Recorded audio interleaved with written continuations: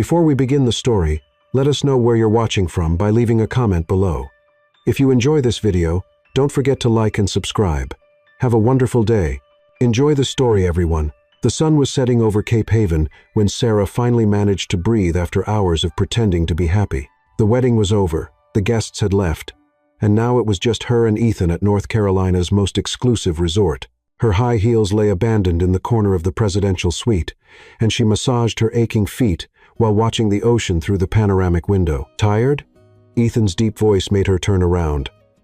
He had removed his jacket and loosened his tie, but still maintained that rigid posture that defined him. At 42, Ethan was everything the business magazines described: imposing, calculating, and absolutely unreachable. Dark hair with silver threads at his temples, gray eyes that seemed to see right through people, and a presence that commanded any room. A little, she admitted, trying not to show the nervousness that had been consuming her since they'd entered the room.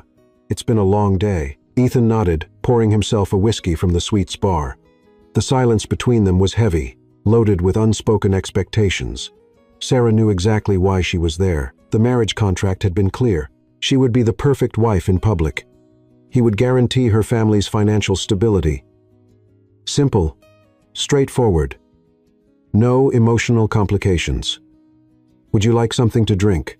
he asked, noticing how she nervously played with the wedding ring that still felt strange on her finger. "Maybe some water," she murmured, watching him move through the suite with the confidence of someone accustomed to controlling every situation. When he handed her the glass, their fingers touched briefly. Sarah felt an unexpected shiver run up her spine. There was something in the way he looked at her, not with the coldness he showed the rest of the world, but with a genuine curiosity that left her unsettled. "Sarah," he said her name in a way she'd never heard before, as if testing how it sounded on his lips. "We need to talk about expectations." She swallowed hard. She knew this moment would come. "I understand the agreement, Ethan. You don't need to worry. It's not about the agreement." He moved closer, and she could smell his woody cologne mixed with something uniquely masculine. "It's about tonight." Sarah's heart raced. She had tried to prepare herself mentally for this moment, but now with him so close, all her certainties seemed to crumble. She began, but the words were lost when she saw his expression change. The mask of absolute control slipped for an instant, revealing something more vulnerable underneath. "You're scared," he observed, not as a question, but as a gentle statement. Sarah nodded, unable to lie. "A little." Ethan stepped back, giving her space to breathe. "You don't need to be. I'm not the monster they paint me as in the newspapers, at least not with you." "I know that," she said quickly, surprising herself with the conviction in her voice. "I mean, I hope you're not." An almost imperceptible smile touched his lips. "Honesty, that's refreshing." Sarah felt her cheeks flush. "My mother always said I talk too much when I'm nervous. And are you nervous now?" "Very," she admitted, laughing nervously. "That's pretty obvious, isn't it?" Ethan studied her face for a long moment. There was something about her that intrigued him, a combination of vulnerability and strength he hadn't expected to find. When his lawyers had presented her profile, he saw only numbers: age, education, family. But the woman standing before him was far more complex than any report could capture. "Sarah," he said softly, "there's something you need to know about me. I don't do anything halfway. If we're going to do this, we're going to do it right." She stared at him, confused. "What do you mean?" "I mean that regardless of how this marriage started, while we're together, you will be respected, protected, cared for." He paused, his gray eyes intensifying. "I would never force a woman to do something she didn't want to do." The relief Sarah felt was so intense her legs almost gave out. She had spent weeks imagining terrible scenarios, fearing he would be cruel or indifferent. But there was something in the way he spoke, in the sincerity in his eyes, that reassured her. "Thank you," she whispered. "That means a lot to me." "There's one more thing," he said, hesitating for the first time since she'd known him. I don't have much practice at being gentle. My life has been about business, contracts, strategies. This," he gestured between them, "is new for me, too." Sarah blinked, surprised by the unexpected vulnerability. The powerful man who commanded business empires was admitting uncertainty, and that made him infinitely more human in her eyes. "Maybe we can figure it out together," she suggested timidly. Something changed in Ethan's expression at that moment. The tension in his shoulders eased, and when he looked at her again, there was a warmth that hadn't been there before. "Yes," he agreed. "Maybe we can." The silence that followed was different, less charged with anxiety and more full of possibilities. Sarah felt she had crossed some kind of invisible line, moving from the territory of fear into something she couldn't name yet. "Ethan," she called softly. "Yes, there's something you need to know about me, too." She took a deep breath, gathering courage. I've never been with a man before." The words hung in the air between them like a sacred confession. Ethan went completely still, his eyes widening slightly as he processed what she had said. "You mean, you're a virgin?" she completed, her cheeks burning, but her gaze steady. "I know that probably wasn't what you expected in an arrangement like this, but I couldn't go through with this without you knowing." Ethan was silent for so long that Sarah began to wonder if she had made a terrible mistake. Maybe he would change his mind about everything. Maybe the deal would be cancelled. "Sarah." His voice came out rougher than usual, loaded with an emotion she couldn't decipher. "Look at me." She raised her eyes, expecting to see disappointment or irritation. But what she found left her breathless. There was something in Ethan's gray eyes that seemed like a mixture of admiration, protection, and something much deeper that she didn't dare name. "Thank you for telling me," he said finally. That changes everything." "Changes how?" she asked, her voice barely audible. Ethan approached again, but this time his movements were different, more careful, more reverent. "It changes because now I know that tonight isn't just about the two of us. It's about you trusting me with something precious." And in that moment, as the ocean whispered outside and the stars began to appear in Cape Haven's sky, Sarah felt something shifting inside her. The cold, calculating man she had feared had disappeared, replaced by someone who looked at her as if she were the most valuable thing he had ever found. But as the night deepened around them, one question remained in the air, unspoken, but present in every look they exchanged. What would happen when the sun rose and they had to return to the real world, where contracts mattered more than budding feelings? Breakfast on the resort terrace should have been romantic. The ocean view was breathtaking. The morning breeze carried the salty scent of the sea, and golden rays of sunlight danced on the crystal-clear water. But the tension between Ethan and Sarah was so thick it could be cut with a knife.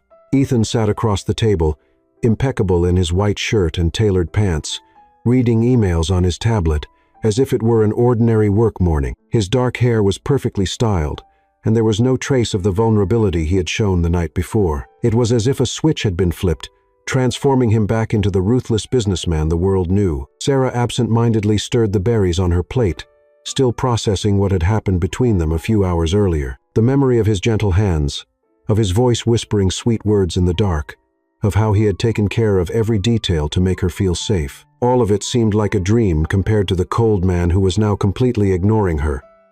"Ethan," she tried, hoping to capture his attention. He looked up for a moment, his expression polite but distant. "Yes, about last night," she began, but he interrupted her by raising his hand.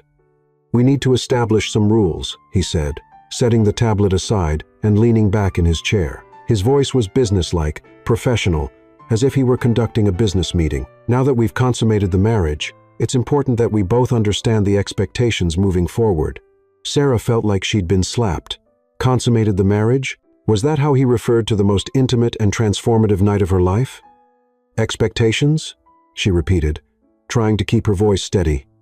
"In public, we'll be the perfect couple. Smiles, affectionate gestures, everything expected of newlyweds." Ethan enumerated the points as if they were contract clauses. Social appearances, charity events, business dinners. "You'll be charming, elegant, the ideal wife." Sarah nodded slowly, though each word felt like a stone in her stomach. "And in private?" "In private, we maintain our distance." The answer came quickly, definitively. Separate rooms, separate lives. What happened yesterday was necessary to validate the marriage, but it doesn't need to happen again. The silence that followed was deafening. Sarah felt her cheeks burning with humiliation and anger. How could he reduce something so beautiful and meaningful to mere validation? "I see," she said finally, surprising herself with the coldness in her own voice. So, I'm just a very well-paid employee. Ethan looked at her sharply, something dangerous glinting in his gray eyes. You're being dramatic. Dramatic. Sarah stood up abruptly, the chair scraping against the stone floor. You treated me like I was something precious last night, and this morning you're telling me it was just business. If that's not reason for drama, I don't know what island. Sarah. His voice carried a warning tone that she chose to ignore. Number. She planted her hands on the table, leaning toward him. You can't just erase what happened between us. You can't pretend you didn't feel anything. For a moment, Ethan's mask slipped. She saw the internal struggle in his eyes, the way his jaw tightened, how his fists clenched around the napkin. But when he spoke again, his voice was perfectly controlled. What I felt or didn't feel is irrelevant. This is a business arrangement, Sarah. The sooner you accept that, the better for both of us. The wound was so deep she almost staggered. But instead of crying or begging, something stronger awakened within her. Pride, determination, an absolute refusal to be reduced to a mere object in his power game. Fine, she said, straightening her shoulders. If that's how you want to play it, then let's play. Ethan raised an eyebrow, clearly not expecting this reaction. What do you mean? I mean, you're going to get exactly what you asked for. A perfect wife in public, distant in private, but don't expect me to be grateful for it.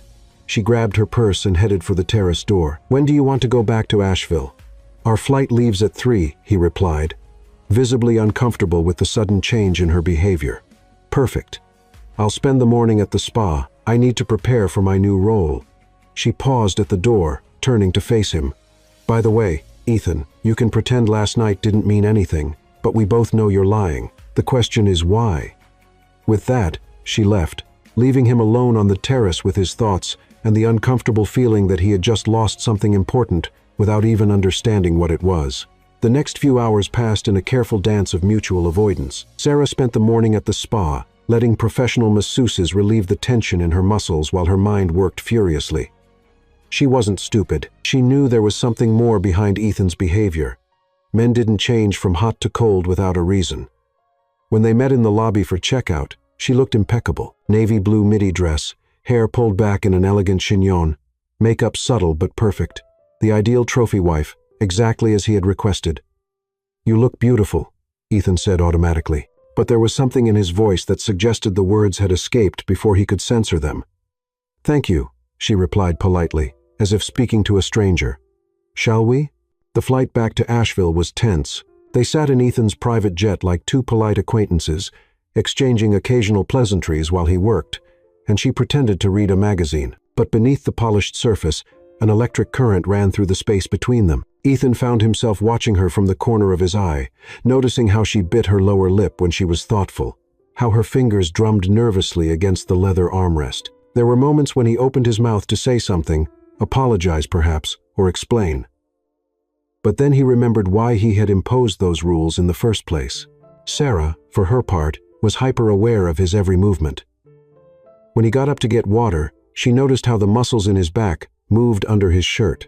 When he ran his hand through his hair in frustration over some email, she remembered how she had felt those same fingers on her skin the night before. Are you okay? He asked when he noticed she had become very quiet. Perfectly fine, she replied with a smile that didn't reach her eyes. Just thinking about my new role. I want to make sure I exceed expectations. There was something in the way she said it that made Ethan shift uncomfortably in his seat. He had gotten what he wanted. Distance, control, boundaries. So why did he feel like he had just made the biggest mistake of his life? When they landed in Asheville, the reality of their new life hit them full force. The limousine took them through the city to Ethan's mountain property, an imposing mansion that dominated the valley below like a modern castle. It was impressive, intimidating, and completely lifeless. Welcome home, Ethan said as they climbed the marble steps of the main entrance. Home. The word sounded strange coming from him, as if he didn't really believe in it himself. Sarah looked around the entrance hall. High ceilings, contemporary art on the walls, everything impeccably decorated and absolutely impersonal. Mrs. Lee will show you to your room, Ethan said, gesturing to an elegant Asian woman who had appeared as if materialized from thin air. "She takes care of the house. If you need anything, you can ask her." "Is my room far from yours?" Sarah asked, and there was an edge in her voice that made his expression harden. "Opposite sides of the house," he confirmed. "You'll have complete privacy. Perfect." She turned to Mrs. Lee with a genuine smile. "I'd love to see it if you don't mind." As they climbed the curved staircase, Ethan stood in the hall, watching them disappear. The house, which had always been his sanctuary, suddenly seemed too big and too empty. In the room that would be hers, Sarah stood at the window, looking down at the impeccably maintained garden below. It was beautiful, she had to admit. But beauty without warmth was just a pretty prison. "Mr. Blackwood is a good man," Mrs. Lee said softly, as if she could read her thoughts. "Just careful. Very careful." Sarah turned to look at the older woman. "Careful about what?" Mrs. Lee hesitated, then just shook her head. "It's not my place to say," but she paused. "Sometimes the most careful people are the ones who most need someone to make them feel safe." With those enigmatic words, she left, leaving Sarah alone with her thoughts and the growing certainty that there was much more to Ethan than he allowed anyone to see. The question was she willing to fight through his defenses to discover what was hidden underneath? Outside her window, storm clouds began to gather on the horizon, promising that the calm after their wedding night was about to end. 3 weeks, 21 days of polite, distant coexistence, 21 days of silent dinners, formal greetings in the mansion's hallways, and lonely nights in separate rooms. Sarah was starting to feel like a ghost in her own life, floating through the luxurious rooms without leaving any mark. The routine was always the same. Ethan left for the office before 7, 0 inches the morning, and returned after 9 at night. When they were in the same room, he was courteous but distant, as if she were a permanent guest whose presence he had grown accustomed to tolerating. She, in turn, kept the promise made in Cape Haven. She was the perfect wife in public and completely invisible in private. But beneath the polished surface, both were falling apart. On that particular Thursday, Sarah was in the library when she heard footsteps on the marble staircase. It was only 4, 0 inches the afternoon, too early to be Ethan. She hid behind the tall bookshelves, curious, and saw him appear in the library entrance with his tie loose and an exhausted expression she had never seen before. He headed directly to the bar in the corner of the room, pouring himself a generous whiskey, before throwing himself into the leather armchair near the fireplace. For a long moment, he just sat there, staring into the amber liquid as if it contained answers to questions he didn't want to ask. Sarah hesitated. Over the past 3 weeks, they had maintained a careful dance of mutual avoidance. But something in his posture, the way his shoulders fell, how his head rested against the back of the chair, touched her deeply. "Rough day?" she asked softly. Stepping out from behind the shelves, Ethan jerked, spilling some of the whiskey. "Jesus, Sarah, I didn't know you were here. Sorry, I was reading." She gestured vaguely to the book in her hands. You look tired." For a moment, she thought he would dismiss her with one of his polite but distant responses. But then something shifted in his expression, and he gestured to the chair across from him. "Sit," he said quietly, "if you want to." It was the first real invitation he had made since they returned from Cape Haven. Sarah set the book aside and settled into the chair, suddenly aware of how intimate the situation was, just the two of them in the library, gilded by the late afternoon sun, with the rest of the massive house quiet around them. "Bad meeting?" She tried again. Ethan took a long sip of the whiskey before answering. "Something like that. Sometimes I wonder why I work so hard to build something that could disappear overnight." There was a rawness in his voice that made her lean forward. "What do you mean?" He studied her for a long moment, and she could see him weighing whether or not to trust her with whatever was eating him up inside. "Have you ever been betrayed by someone you thought loved you?" he asked finally. The question hung between them like a loaded weapon. Sarah felt her heart start to race, sensing they were approaching something dangerous and important. "No," she answered honestly. "But I can imagine how devastating that would be." Ethan nodded slowly. "I thought I could imagine too until it happened to me." He stood up abruptly, walking to the large window that overlooked the gardens with his back to her, shoulders tense. He looked like a man preparing for war, or maybe remembering one he had already lost. "Her name was Rachel," he said, his voice so quiet that Sarah had to strain to hear him. "We were married for 5 years, I thought. I thought I knew her." Sarah felt something cold settle in her stomach. She had known that Ethan had been married before. It wasn't exactly a secret, but he had never talked about it. Now, listening to the pain in his voice, she understood why. "What happened?" she asked gently. "Everything," he said bitterly. "She was having an affair for 2 years with my business partner. They were planning to take half of everything I had built and disappear together." Sarah's hand flew to her mouth. "Oh my God, Ethan, I found out by accident. A private investigator I had hired to look into some missing funds discovered that Rachel was transferring money to offshore accounts. When I confronted her, he shook his head, running a hand through his hair. She didn't even try to deny it, just smiled and told me I was naive for thinking anyone could love a cold bastard like me for free." The silence that followed was deafening. Sarah felt tears prick her eyes at the pain she could hear underlying every word. Suddenly, his behavior since their wedding night made perfect sense. The walls, the distance, the insistence on keeping their relationship purely business. It was all armor against being hurt again. "I'm so sorry," she whispered. Ethan turned to look at her, and the expression on his face nearly broke her heart. "Are you? Or are you just thinking about how you can use this information?" The question hit her like a physical blow. "How can you ask me that?" "Because in my experience, everyone has an angle, Sarah. Everyone wants something, and the people who claim to care about you are often the ones who can hurt you the most." Sarah stood up slowly, her own anger starting to build. "So that's what you think of me? That I'm just another Rachel waiting for my chance to destroy you?" "I don't know what to think," he admitted. And the honesty in his voice was more devastating than any accusation could have been. "Well, let me help you," she said, stepping closer to him. "I'm not her. I didn't choose to be here, but I am here, and I have done everything you asked. I have been polite, distant, perfect in public. I have never asked you for anything beyond basic human decency. So, don't you dare compare me to someone who betrayed you." Ethan stared at her, clearly taken aback by her intensity. "Sarah, no." "You listen to me now," she continued, her voice growing stronger. "I understand that you were hurt. I understand that you don't trust easily. But I will not be punished for someone else's crimes. I will not be treated like a potential enemy when all I have done is try to make the best of a situation that neither of us chose." They stood facing each other in the fading light, both breathing hard, both raw from the honesty that had been unleashed between them. Outside, the sun was setting behind the mountains, painting the library in shades of gold and crimson. "She took everything," Ethan said finally, his voice broken. 5 years of my life, half my fortune, and worst of all, she made me believe that I was incapable of being loved for who I am." Sarah felt her anger drain away, replaced by something much deeper and more dangerous. Compassion. "She was wrong. How can you know that?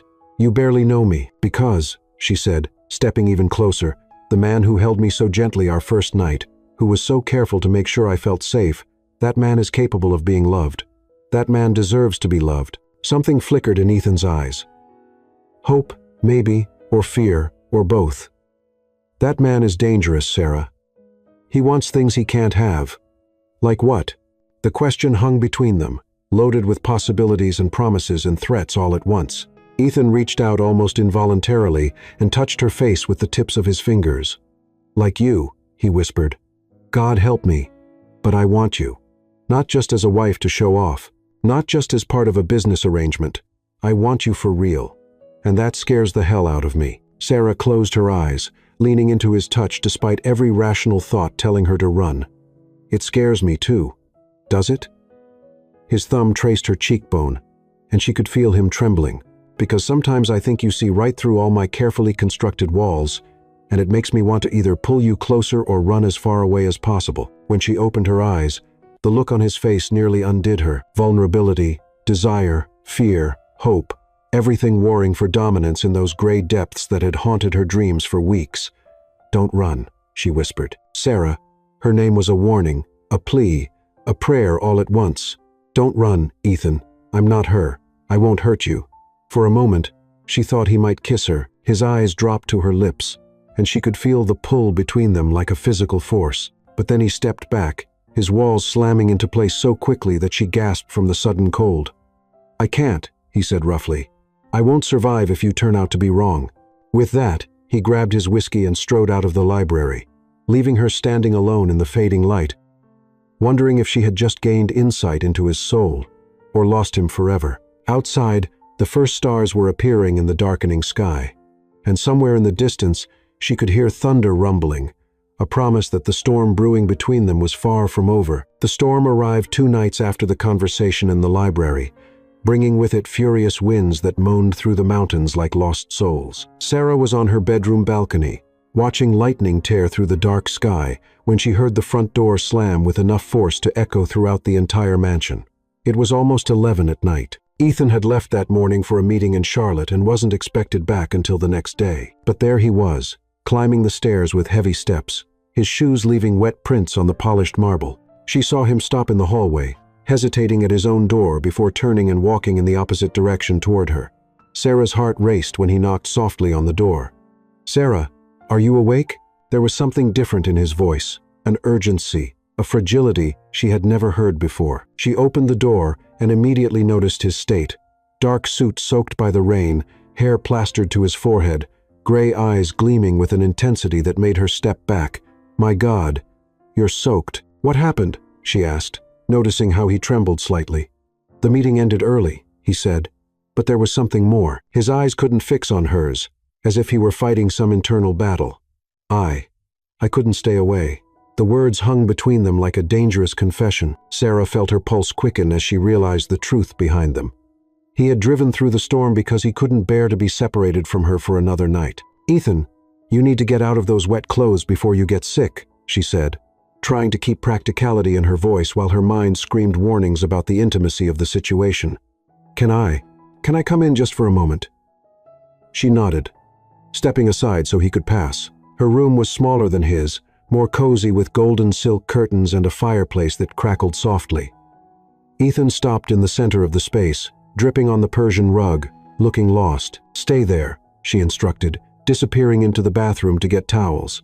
When she returned, he hadn't moved, just stood there like a wet statue, staring at the flames in the fireplace. "Here," she said softly, approaching with a large towel. "Let me help." When she reached for his wet hair, he closed his eyes and sighed deeply, as if her touch were the only thing keeping him standing. The intimacy of the gesture, her carefully drying his face, his neck, while he remained completely still, was almost unbearable. "Sarah," he murmured, his voice, "I shouldn't be here." "Then why are you?" she asked softly, her hands stopping their movement but remaining on his face. He opened his eyes, and what she saw there took her breath away. It was not just desire, it was desperation, need, as if she were air and he were drowning. "Because you're killing me," he confessed. "These past weeks pretending I don't feel anything, keeping my distance, it's destroying me inside." "Then stop pretending," she whispered. "I can't.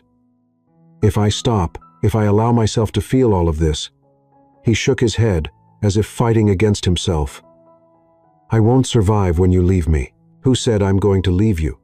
The question came out before she could censor it, loaded with promises neither of them was prepared to make. But as the words hung between them, Sarah realized she had said them because they were true.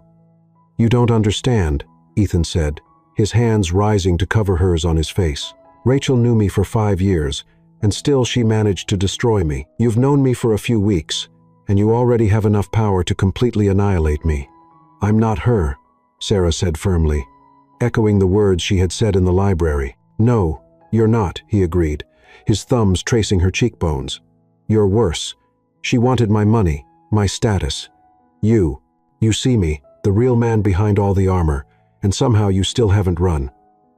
Lightning illuminated the room, followed by thunder that made the windows shake. The storm was getting stronger, but neither of them noticed. They were lost in each other in the charged space between them that pulsed with unspoken possibilities. "Maybe I'm not running because I don't want to," she said, her voice barely audible above the sound of rain beating against the windows. Something broke in Ethan's expression at that moment. Years of careful control, of walls built brick by brick, of refusing to trust. Everything crumbled before the simple sincerity in her voice. "Sarah," he whispered, her name like a prayer on his lips. She saw the exact moment he surrendered. His hands slid from hers to her waist, pulling her closer with a gentleness that contrasted with the intensity in his eyes. She could feel the warmth of his body through his wet shirt, could see the raindrops still glistening on his eyelashes. "May I continue?" he asked, echoing the words he had whispered in Cape Haven, but this time loaded with so much more weight. This time he wasn't just asking permission to touch her, he was asking permission to surrender completely. In response, she rose on her tiptoes, closing the distance between them until her lips were just a whisper away from his. "Yes," she murmured against his mouth. The kiss that followed wasn't like the first one in Cape Haven, careful, exploratory, gentle. This was pure hunger, years of loneliness and pain pouring out in a moment of desperate connection. Ethan kissed her as if she were his salvation, his hands tangling in her hair, pulling her against him as if he couldn't have her close enough. Sarah melted into his arms, every nerve ending in her body coming alive as he kissed her with an intensity that made her tremble. She could feel the change in him, the walls that had been in place for so long finally crumbling, leaving only the man underneath, vulnerable and desperate for connection. When they finally broke apart, both were breathless. Ethan rested his forehead against hers, his eyes closed as if memorizing the moment. "I'm terrified," he confessed against her lips. "Me, too," she admitted, her hands rising to rest against his chest, where she could feel his heart beating wildly. "But maybe we can be afraid together." He opened his eyes then, and what she saw there took her breath away again. It was love, not the careful attraction or controlled desire she had glimpsed before, but real, deep love, terrifying in its intensity. "You have no idea what you're doing to me," he murmured, his hands tracing her face as if she were made of something precious and fragile. "Show me," she whispered, and he showed her, with trembling hands that revered every touch, with kisses that whispered promises neither dared speak aloud, with a tenderness that contrasted with the raging storm outside. When he led her to the bed, it was as if he were touching something sacred. "Are you sure?" he asked one last time, his hands framing her face in the golden light of the fireplace. "I've never been more sure of anything," she replied, and saw the last of his walls crumble completely. What happened next was more than physical. It was a complete transformation. The cold, controlled man who had established rules and kept his distance disappeared entirely, replaced by someone who touched her as if she were a miracle, who whispered her name like a blessing, who surrendered so completely that she could feel the change happening in real time. When dawn finally arrived, finding them intertwined among rumpled sheets, the storm had passed, but the transformation that had happened during the night was permanent. Ethan, the ruthless businessman who had built walls to protect his heart, had become someone else entirely.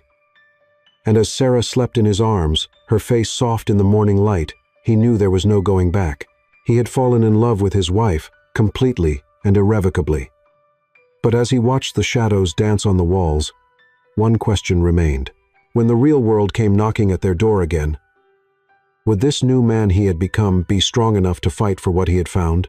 The golden morning light filtered through the silk curtains when Sarah awakened, wrapped in strong arms that held her as if she were the most precious thing in the world. For one perfect moment, she just lay there, breathing in Ethan's woody scent, feeling the steady rhythm of his heart against her back. Then she remembered where she was.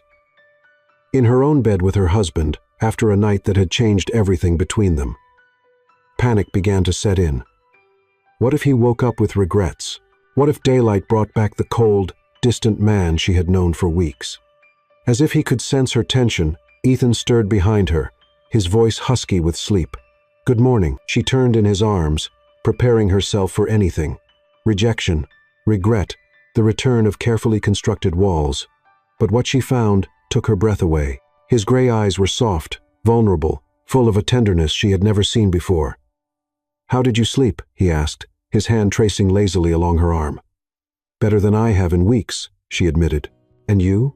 A small but genuine smile touched his lips. "I can't remember the last time I slept so well until last night." The relief she felt was so intense it almost made her cry. He wasn't running. He wasn't shutting down. The man who had surrendered in the darkness was still there in the light of day. "Ethan," she began, but he silenced her words with a gentle kiss. "Don't say it was a mistake," he murmured against her lips. "Please let me have this at least for a few more hours." "That's not what I was going to say," she replied, her hands rising to frame his face. "I was going to say that I don't regret it, any of it." Something changed in his expression, surprise, relief, and something deeper that made her heart race. Even knowing this complicates everything. Especially because of that, she said with conviction. Ethan, I don't want a marriage of convenience. Not anymore. I want you, the real man, not the edited version you show the world. He studied her face for a long moment, as if searching for signs of lies or manipulation. When he found none, something in him relaxed completely. You have no idea what you're asking for, he said softly. The real man, he has scars, nightmares, moments when he can't trust his own shadow. Then let me help heal them, she replied. Let me show you that not everyone is going to hurt you. The next 2 weeks were a revelation. Ethan began coming home earlier, finding excuses to work from the home office instead of going downtown. Dinners that had once been silent, formal events became long, intimate conversations about everything and nothing. He began to show her parts of himself he had kept hidden, how he really laughed when something genuinely amused him, how his eyes softened when he talked about the philanthropic projects he secretly funded, how he became almost shy when he received genuine affection. Did you know he pays for the education of 50 underprivileged children? Mrs. Lee said one afternoon when Sarah found her preparing dinner, and that there's an entire hospital in Guatemala that exists because of him? He never mentioned that, Sarah replied, surprised but not shocked. She was beginning to understand that there were layers to Ethan. She was only beginning to discover. Mr. Blackwood doesn't talk about the good things he does, Mrs. Lee continued, smiling. But since you arrived, he smiles more, laughs more, seems more alive.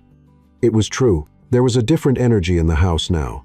The hallways that had once seemed cold and echoing now resonated with conversations and occasional laughter. Ethan had begun showing her his favorite corners of the property, the secret garden where he went when he needed to think, the observatory on the top floor that offered breathtaking views of the Blue Ridge Mountains. Rachel hated this place, he said one evening as they walked through the moonlit gardens. She said it was too isolated, too quiet. She wanted us to live in the city. And you? Sarah asked, slipping her hand into his. What did you want? This, he replied simply, gesturing to the mountains around them. Peace. Silence.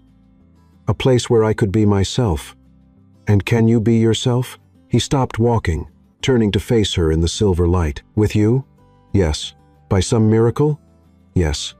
But not everything was perfect. There were moments when Ethan still fought against years of conditioning, when the walls began to rise automatically before he consciously tore them down. There were nights when he woke in cold sweats from nightmares about betrayal and abandonment, and she soothed him back to sleep with gentle words and tender touch. Sometimes I wonder when you're going to realize you can do better, he confessed one night after a particularly bad nightmare. Better than what? She asked, tracing calming circles on his chest. Than a broken man who can't even trust his own wife without questioning her motives. Sarah propped herself up on her elbow to look him in the eyes. Ethan Blackwood, you listen carefully. I don't want better. I want you. All of you. The good parts, the hurt parts, the parts that are still learning to trust again. Do you understand? But the truth was that the outside world was beginning to invade their perfect bubble. Important meetings couldn't be postponed indefinitely. Social commitments that had been canceled during their honeymoon needed to be fulfilled. We have to go to the Carter Foundation charity ball on Friday, Ethan said one morning over breakfast, and Sarah could see the reluctance in his eyes. It'll be our first real public appearance as a couple, she observed. Yes. And the whole world will be watching, looking for cracks, trying to figure out if our marriage is real or just a convenient arrangement. Sarah laughed, reaching for his hand across the table. Well, we'll have to disappoint them then. What do you mean? I mean, it'll be impossible for anyone looking at us to doubt that we're completely in love with each other. The word love hung between them like a confession. Neither had said it out loud yet, though it was obvious to any casual observer. Ethan squeezed her hand, his eyes intensifying. We are, aren't we?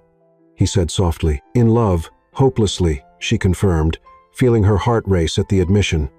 Good, he said, bringing her hand to his lips to kiss her fingers, because I plan to spend the rest of my life proving you made the right choice. But even as they exchanged promises over coffee and morning light, neither of them knew that forces were already moving to test those promises in ways they couldn't imagine. In an office across town, documents were being prepared, phone calls were being made, and a woman with perfectly styled blonde hair and a smile that didn't reach her eyes was making plans that threatened to destroy everything Ethan and Sarah had built. But for now, in the mountain mansion, where love had finally found a home, they had peace. And sometimes in life's most precious moments, peace is enough to make anyone believe that happy endings are possible. The question was, when the storm came and it would come, would this newfound love be strong enough to survive? Sarah stared at the pregnancy test in her trembling hands for the third time in 5 minutes, as if the 2 pink lines might magically disappear if she wished hard enough. But they remained stubbornly visible, an unmistakable declaration that would change everything. Pregnant. She was pregnant. Sitting on the cold marble floor of the master suite bathroom, she had moved into Ethan's room 2 weeks earlier. She tried to process the enormity of the situation. It wasn't that they hadn't been careful, but apparently not every precaution was foolproof. The sound of the front door closing echoed through the house.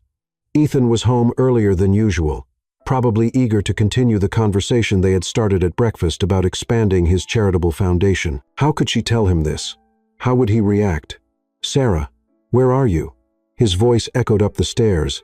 "Up here," she called back, her voice sounding strangely normal to her own ears. "I'll be down in a minute." She hid the test in the vanity drawer along with the box, deciding she needed time to find the right words. But when she went downstairs and saw Ethan in the living room, removing his tie with that soft smile he reserved only for her, guilt hit her like a punch. "How was your day?" he asked, approaching to kiss her gently. It was a ritual they had developed, these small moments of reconnection when he came home. "It was interesting," she said, trying to keep her voice casual as she stepped away from his arms. If he touched her now, if she melted into his embrace, as she always did, she would end up telling him everything before she was ready. Ethan noticed the change immediately. His gray eyes narrowed slightly, reading the nuances of her behavior with the precision of someone who had learned to study her every expression. "Did something happen?" he asked, his voice carrying that caution that still appeared when he sensed something might be wrong between them. "Not exactly," Sarah replied, walking to the window overlooking the gardens. "Ethan, can I ask you a hypothetical question?" He joined her at the window, but maintained a careful distance. "Of course. What do you think about children?" The question seemed to catch him completely off guard. He blinked as if processing not just the words, but all the implications behind them. "Children," he repeated slowly. "You mean in general? Or for us? Have you ever thought about having kids?" Ethan was quiet for a long moment, looking out at the gardens where the afternoon light created golden shadows. "With Rachel, we talked about it sometimes. It was more of an expectation than a real desire. You know, part of the perfect life plan she had mapped out." Sarah felt her stomach clench. And now he turned to look at her, and there was something vulnerable in his expression. "Honestly, I never allowed myself to think about it. After the divorce, the idea of bringing a child into this world, of being responsible for shaping them, it terrified me. Why? Because what if I was like my father?" The admission came out so low she almost didn't hear it. Cold, distant, more concerned with business than family. What if I didn't know how to love a child the way they deserve? Sarah's heart broke a little. "Ethan, you're not like that. The man I know who holds me when I have nightmares, who remembers how I like my coffee, who cares so much about strangers' happiness that he funds entire schools, that man would be an incredible father." Ethan studied her with growing care. "Why are we talking about this, Sarah?" She took a deep breath, knowing the moment of truth had arrived. "Because I took a test today." The silence that followed was deafening. Sarah watched as the words registered, saw the exact moment when their full meaning hit him.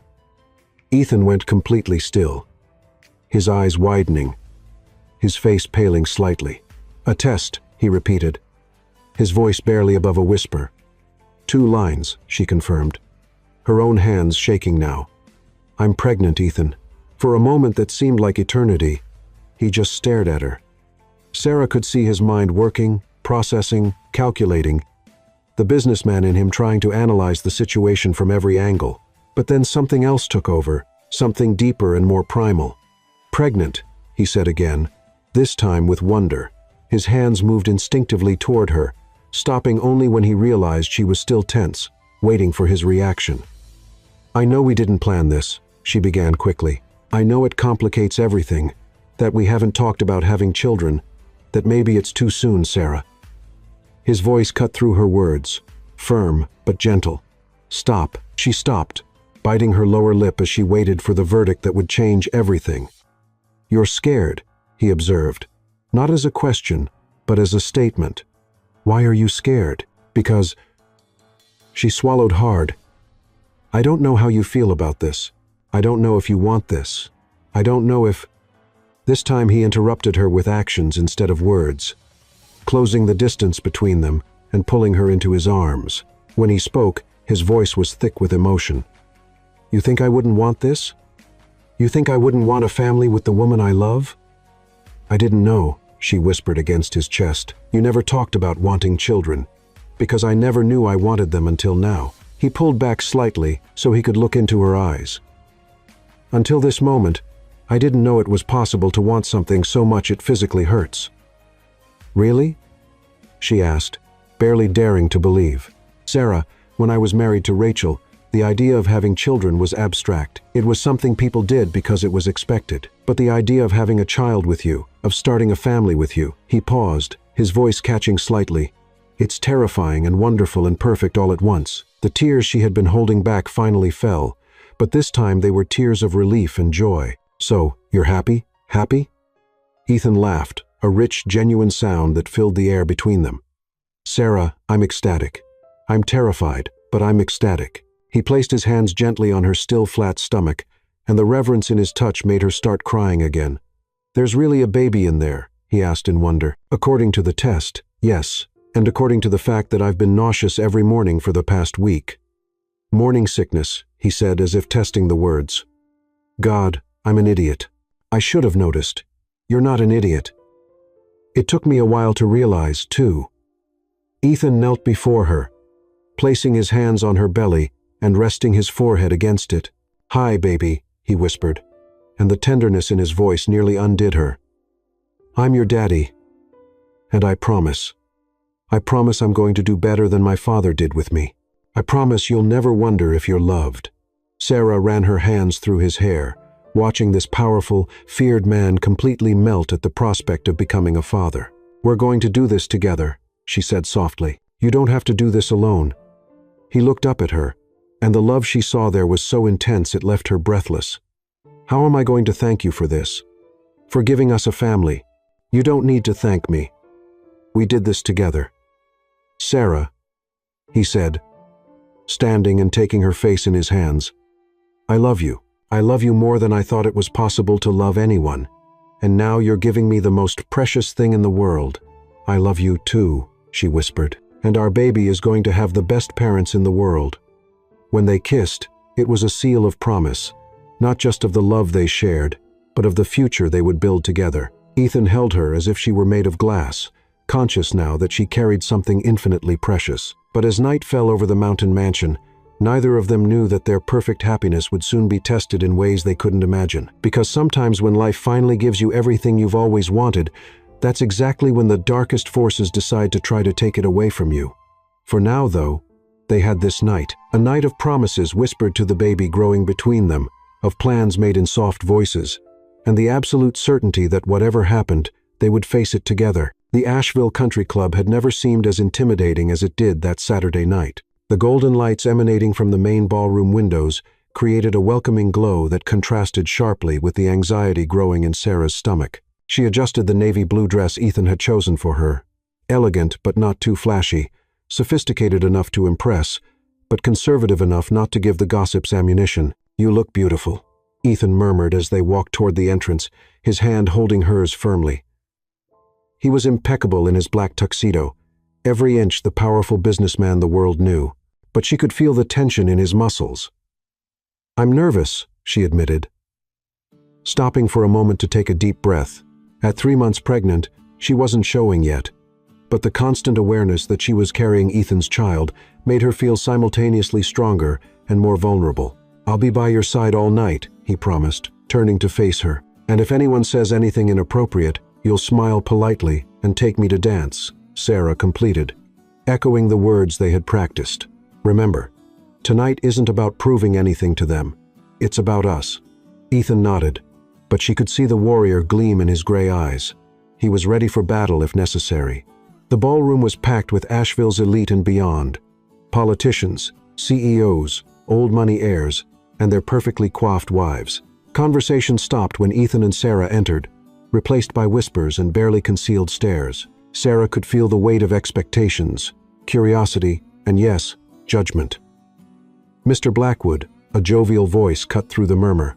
Senator Thompson, a portly man with a smile that never reached his eyes, approached with his wife Eleanor, whose icy blue gaze immediately fixed on Sarah like a laser. "Senator, Mrs. Thompson," Ethan responded smoothly. "I'd like you to meet my wife, Sarah." "Charming," Eleanor said, her voice dripping with false sweetness. "Tell me, dear, where did you two meet? Such a romantic story, I'm sure." Sarah felt the trap immediately. The question seemed innocent enough, but everyone knew that Ethan and Sarah's marriage had been sudden, unexpected. Any answer she gave would be dissected and analyzed. "Actually, we met through mutual friends," Sarah said calmly. "Sometimes the best things happen when you least expect them." "Indeed," Eleanor replied, her smile sharp. "And such a quick courtship. You must have swept him off his feet immediately." Before Sarah could respond, a familiar laugh cut through the conversation. She turned to see Charlotte Bennett approaching, a woman she recognized from society magazines, tall and willowy with platinum blonde hair and a reputation for being the informal queen of Asheville's social scene. "Darling Eleanor, don't interrogate the poor girl," Charlotte said, but her eyes were already studying Sarah like a scientist examining a specimen. "We're all just so curious about Ethan's surprising choice." The word surprising hung in the air like a challenge. Sarah felt her cheeks warm, but before she could respond, Ethan's arm tightened around her waist. "Surprising how?" he asked, his voice deceptively casual, but carrying an edge everyone recognized. "Oh, don't be defensive, Ethan," Charlotte laughed. "It's just that we expected, well, someone more like Rachel. Established, connected, someone from our world." The implication was clear. Sarah didn't belong. She wasn't good enough. She was an interloper who had somehow tricked her way into their exclusive circle. "I see," Ethan said coldly.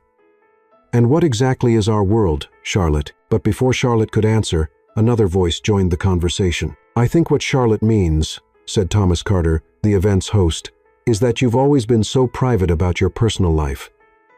This marriage came as such a surprise to all of us.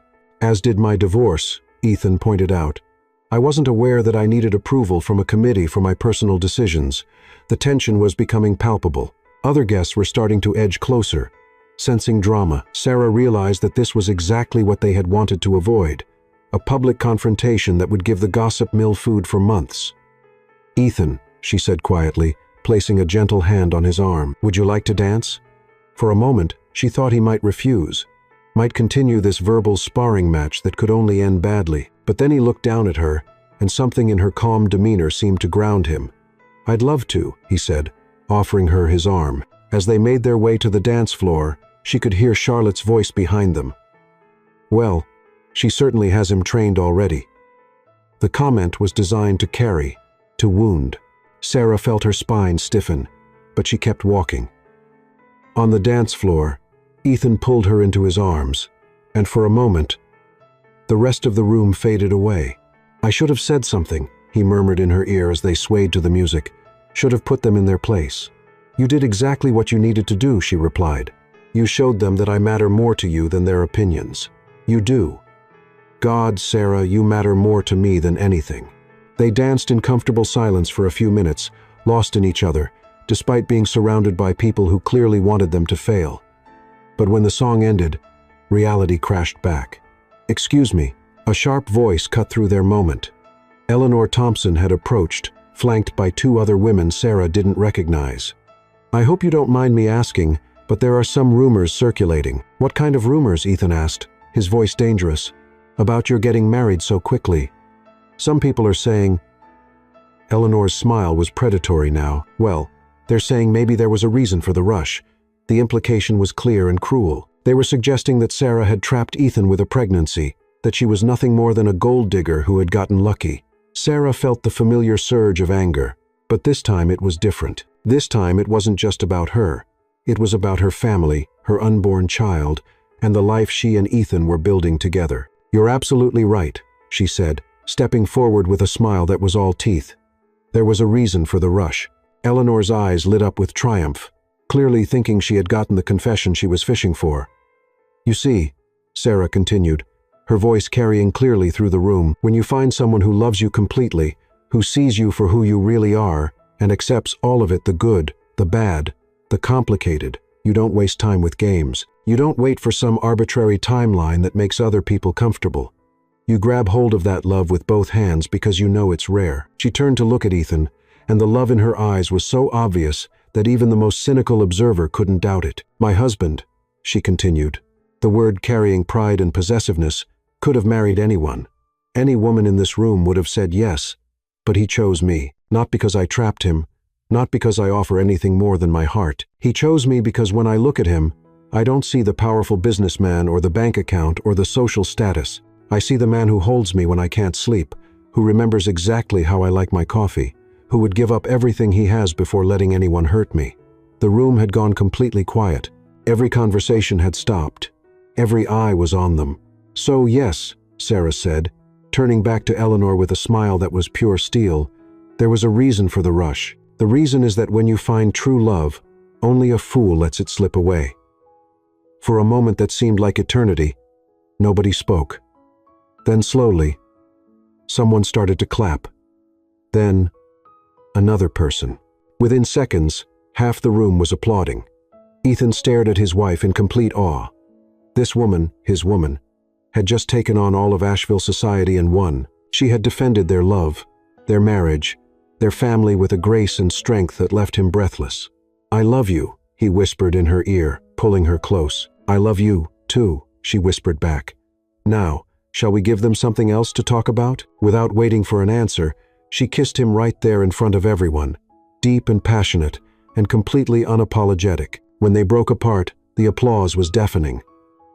Charlotte Bennett approached them, her expression grudgingly respectful. That was impressive, she admitted. Perhaps I misjudged you. Perhaps you did, Sarah replied graciously. But I understand. It's hard to trust something that seems too good to be true. The truth is, I'm the luckiest woman in this room because I get to go home with him. As the evening wound down and they said their goodbyes, Sarah realized that something fundamental had changed. She was no longer the outsider trying to fit in. She was Ethan's wife, carrying his child, and she had proven that she belonged wherever she chose to stand. You were magnificent tonight, Ethan told her as they drove home through the mountain roads. I have never been more proud to be standing beside anyone.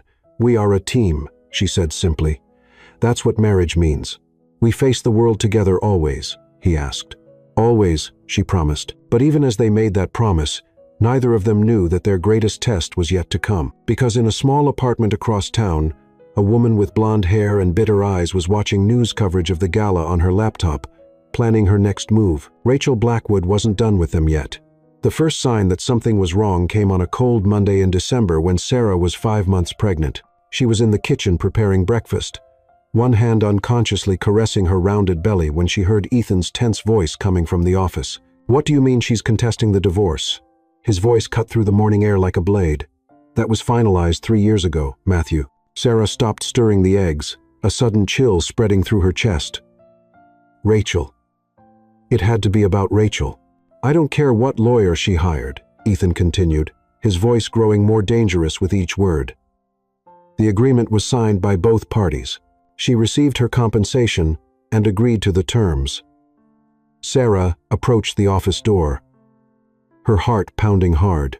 Through the crack, she could see Ethan pacing back and forth, the phone pressed against his ear, his free hand running through his hair in frustration. Claiming coercion? Ethan laughed bitterly. That's ridiculous, Matthew. She had her own legal representation. She was perfectly lucid when she signed. A long pause during which Ethan's face visibly paled. DNA. What do you mean, DNA test? Sarah felt her blood freeze. The baby? Rachel was coming after the baby that hadn't even been born yet. Find everything you can about this, Dr. Salazar, Ethan ordered coldly. And I want a meeting with our legal team this afternoon. If Rachel wants war, she'll get it. When he hung up the phone, Sarah pushed the door open gently. Ethan. He turned, and the expression on his face made her take a step back. It was the same cold mask he had worn before they fell in love, armor against the outside world. But when his eyes met hers, the mask cracked slightly. You heard, he said, not as a question. Enough. She approached carefully, as if he were a wounded animal that might flee. What does she want, Ethan? Everything. His voice was empty, defeated. She wants to annul the divorce, claiming she was coerced into signing. She wants half of everything I've built in the last 3 years. And he stopped, looking at her belly. She's questioning the baby's paternity. What? Sarah felt like the ground had disappeared beneath her feet. But that's insane. How can she? She hired a private investigator. Apparently, there are photos of you with me before our official wedding. She's claiming we were having an affair during my marriage to her. But that's a lie, Sarah exploded. We never met before our wedding day. I know that. You know that. But she has a doctor who's willing to testify that the conception dates coincide with a business trip I took to New York. A trip that, according to her, included secret meetings with you. Sarah sat heavily in the nearest chair, her hands trembling. She's fabricating evidence. Of course she is. But it'll take time and money to prove that. And meanwhile, Ethan punched the desk, making the papers jump. She got a temporary restraining order, freezing half my assets. How is that possible?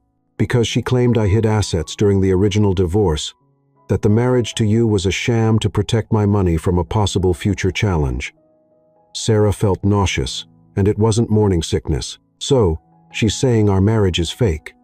Worse than that, Ethan knelt beside her chair, taking her hands in his. She's saying you're a con artist I hired to pretend to be my wife, and that the baby belongs to another man. Tears burned Sarah's eyes. Will people believe that? Some will. Especially after the reaction we had at the country club. They'll say we protested too much, that we were trying to convince ourselves as much as them. Sarah was quiet for a long moment, processing the enormity of the situation. Then an iron determination settled in her chest. What do we need to do? Ethan blinked, surprised. Sarah, you don't understand.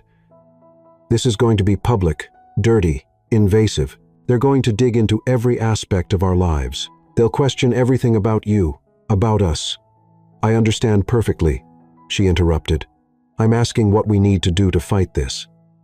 You did think I was going to run? She stood up, placing her hands on her belly.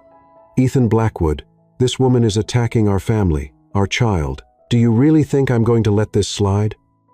For a moment, he just looked at her with admiration. She's going to come after you with everything. She'll try to destroy your reputation, your family. Then she better be prepared for a fight, Sarah replied fiercely. Because I'm not the scared little girl who married you out of obligation. I'm your wife, the mother of your child, and nobody is going to destroy our family without going through me first. The next few weeks were a nightmare of depositions, investigations, and sensational headlines. Blackwood heir and paternity scandal screamed the tabloids.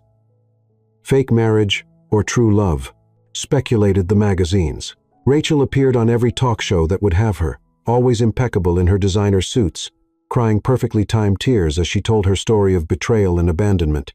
I loved Ethan with all my heart, she sobbed to a sympathetic host.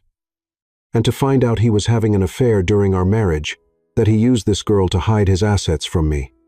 It's devastating. Sarah watched it all from home, her fury growing with each well-crafted lie. Ethan tried to make her stop watching, but she refused. I need to know what she's saying, she insisted. I need to understand how she's building her version of the story. This is only hurting you. What's hurting me is that people believe her, Sarah shot back. That they think our love is a sham. The situation worsened when Rachel's investigator presented photographs that supposedly showed Sarah in New York months before their wedding. The photos were blurry, clearly manipulated, but convincing enough to create doubt. How did she get these photos? Sarah asked Ethan's lawyer during a tense meeting. They're probably of a woman who looks like you, Matthew replied wearily. Or they were digitally altered. But it'll take time to prove that. Time we don't have, Ethan murmured. The jury of public opinion is already deciding. That's when Mrs. Lee appeared at the conference room door, looking troubled. Sorry to interrupt, she said, but there are reporters at the front door. And, she hesitated, I got a strange call today. Someone offering money for information about the family. Ethan stood up abruptly. How much? $50,000. For anything that proves your marriage is fake. The silence that followed was heavy as lead. Sarah felt a sudden tightness in her stomach. Not physical pain, but the crushing weight of what they were facing. "This isn't going to end, is it?" she asked softly. "It will," Ethan said with iron determination, "because we're going to fight with everything we have. And when we're done, Rachel will regret trying to destroy our family." But that night, as they lay in bed, Sarah turned to him in the darkness. "Ethan," she whispered, "are you sure it's worth it? All this suffering, all this exposure. Maybe it would be better to just give her what she wants." "Never," he replied immediately, pulling her closer. "Never, Sarah. This isn't about money. It's about our family. It's about not letting a liar destroy everything we've built." He placed his hand on her belly, where the baby was kicking gently. "This baby is mine. You are my wife. And I will fight until my last breath to protect that." But as they held each other in the darkness, neither of them knew that the worst was yet to come. Because Rachel Blackwood wasn't just trying to get the money back, she was trying to completely destroy the life of the man who had dared to find happiness without her. And she was just getting started. The day of the trial dawned gray and cold, with heavy clouds promising snow. Sarah stood in front of the bathroom mirror, adjusting the navy blue blazer that barely closed over her 7-month belly. Her hands trembled slightly as she applied lipstick, a soft rose tone that Ethan had said made her look radiant and confident. "Are you ready?"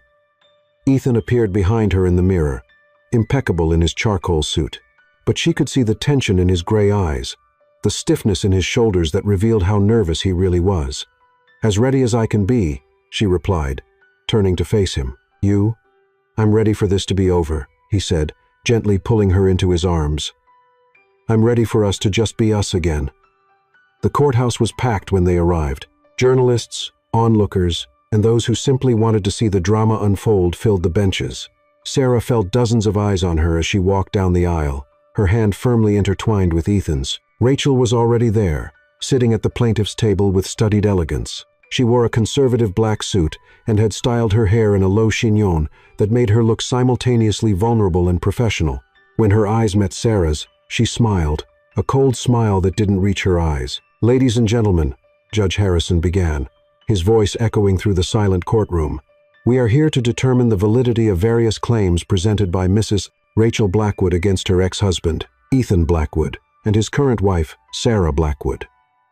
The first few hours were brutal. Rachel's lawyer, an oily man named Gregory Stone, presented his version of events with a theatricality that made Sarah's stomach turn.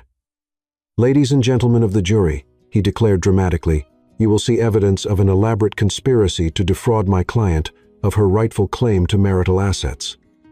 You will see how Ethan Blackwood, aided by this young woman, orchestrated a fake marriage to hide assets."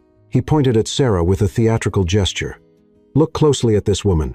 Young, beautiful, conveniently pregnant at the perfect moment to solidify her position. But is the baby she carries really Ethan Blackwood's?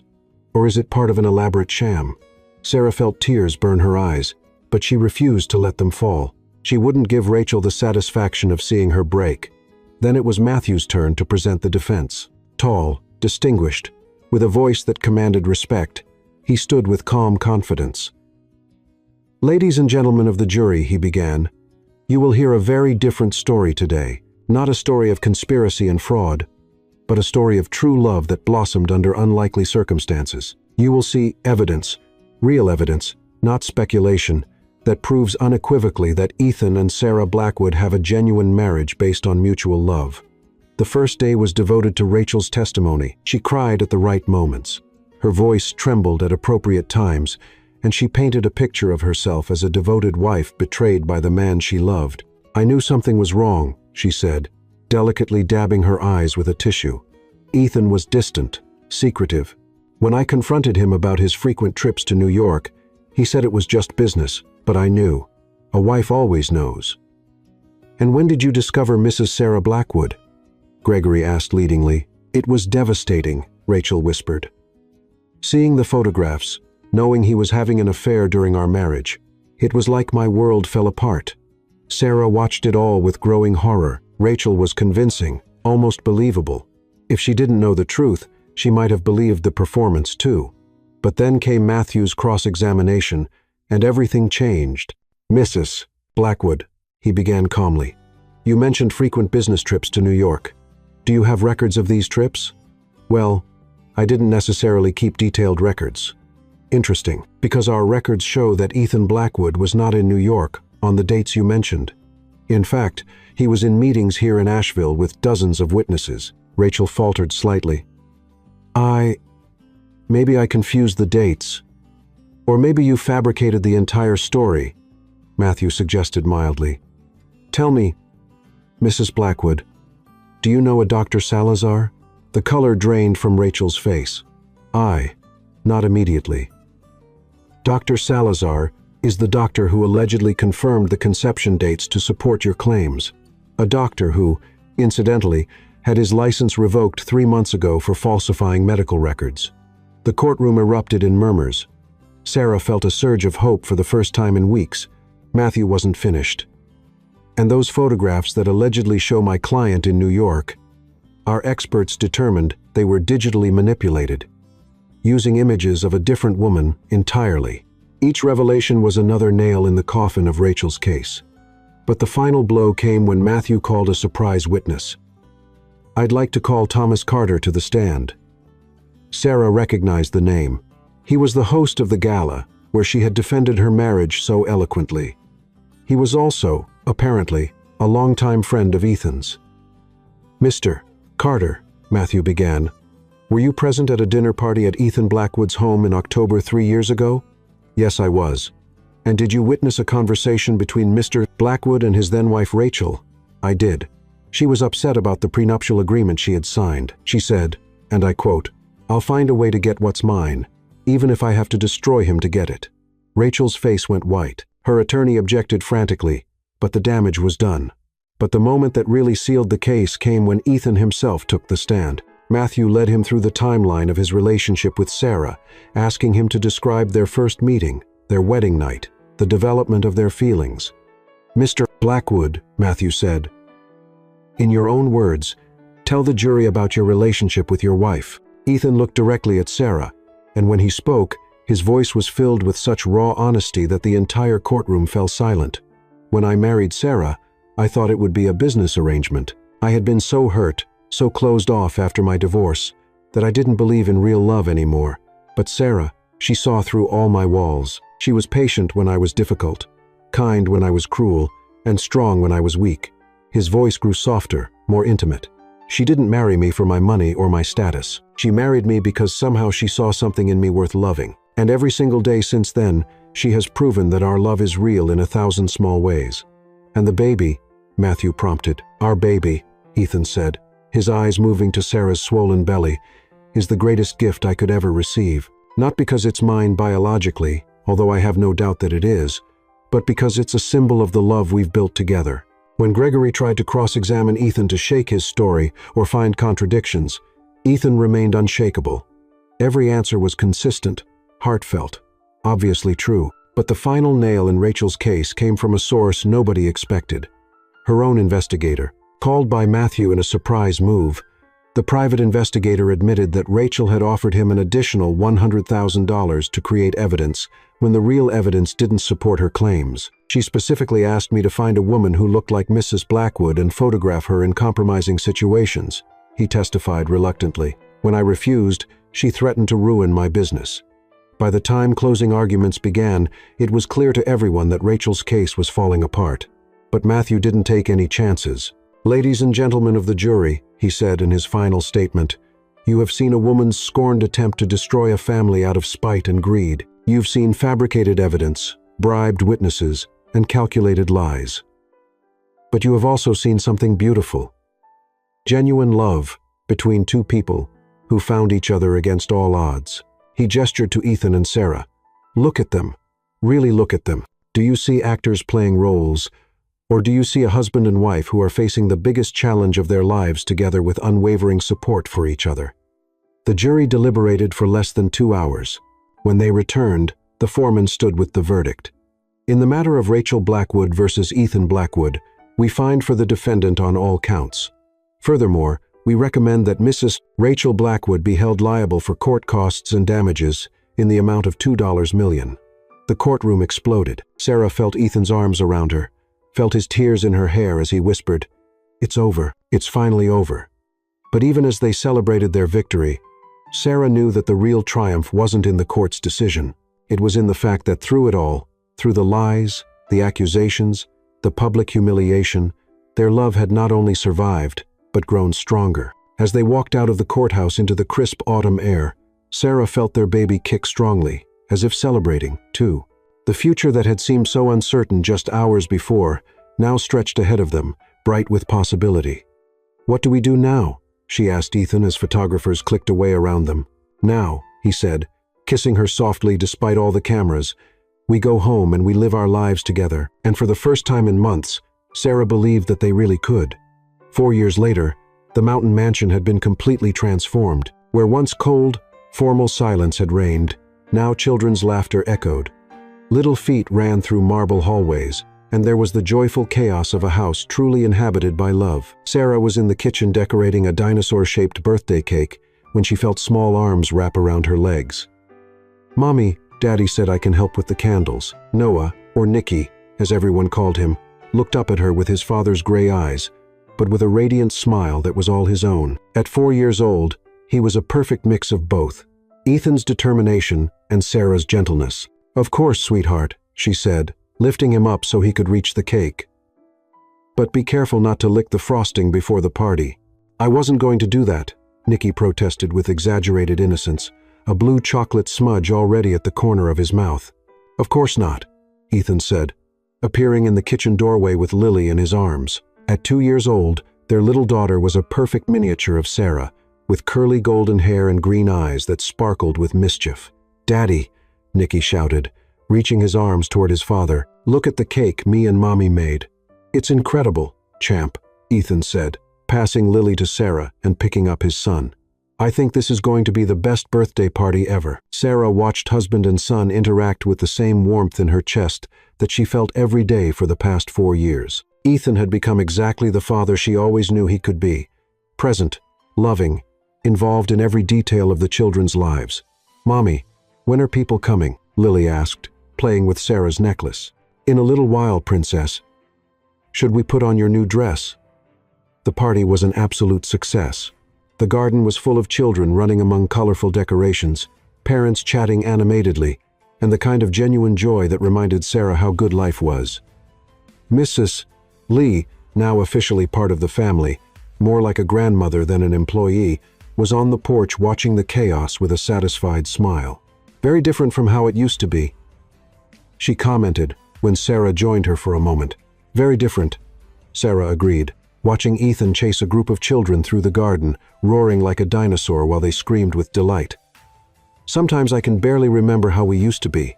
You were 2 people afraid to love," Mrs. Lee said wisely. "Now you're a family."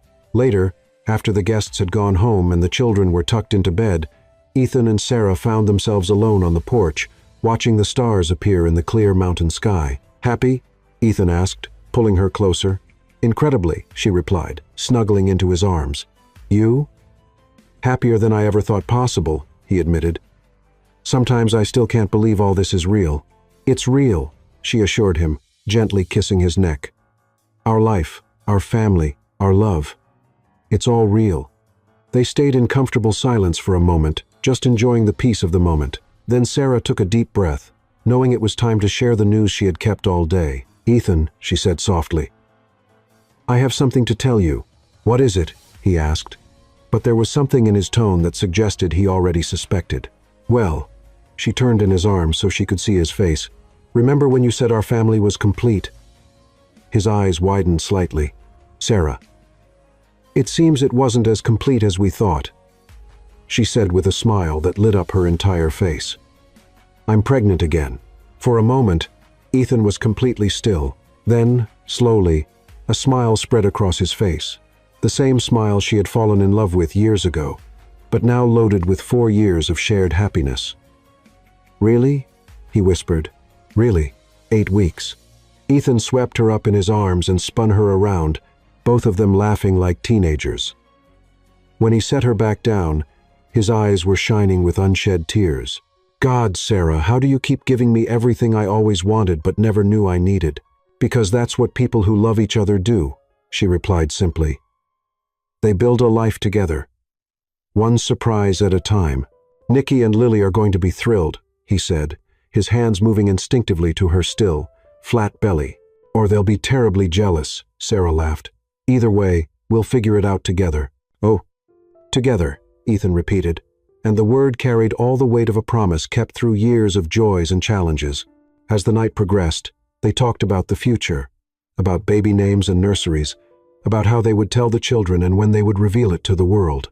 But mostly, they just marveled at the miracle of their growing family. You know what amazes me most? Sarah said when they finally decided to go inside. What?